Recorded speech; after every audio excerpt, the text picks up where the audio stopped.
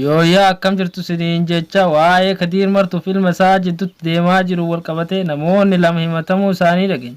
Namoonni daa'ima kana amala balleessaa jiran keessa Zaaraa sanyii Oromoo nama tokko ta'uu dhageenya.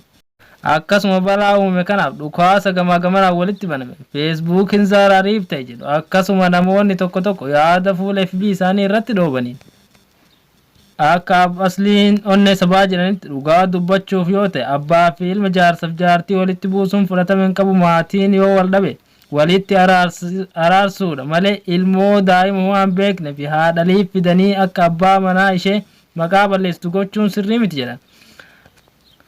Akkasuma namootni hedduu yaada isaanii kennatanii jiru.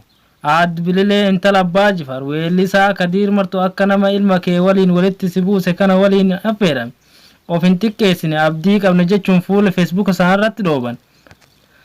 Akkasuma mucaa Abbiyyoo fuula Facebook isaarratti yaada isaa immoo dhoobu. Dhugaa dubbachuuf Kadiir Martuu xiqqeenya isaa irraa ka'ee waan gaarii ilmaan Oromootiif hojjete. Kanaafuu ilmaan Oromootii jedhee mataan isaa jeeqamee jira. Kanaafuu isaa hin jeeqinaa ammas maaloo jedhee wanti fayyaa qaba. Yaada isaa gama fuula Facebook tuutarii isaatiin dhangalaase.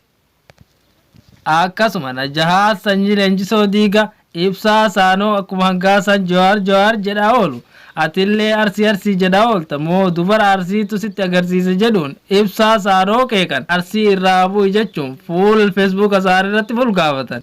Akkasuma aktiivist Muddiin Huseen yaada fuula isaanii irratti bulgaafataniin ajandaan kun hedduu natti tolee jira osoo guyyaa lamaa sadi nuu deeme baay'ee gaariidha jechuun fuula Facebook of Tiwiitara isaanii irratti dhangalaasan.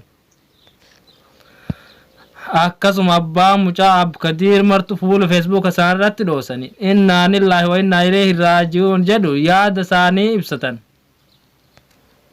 Yaadni namaaf qabnu kanumaan xumurama. Yaada biraa ajandaa biraatiin hamma walitti deebinutti nagaan turaa isiniin jedhama.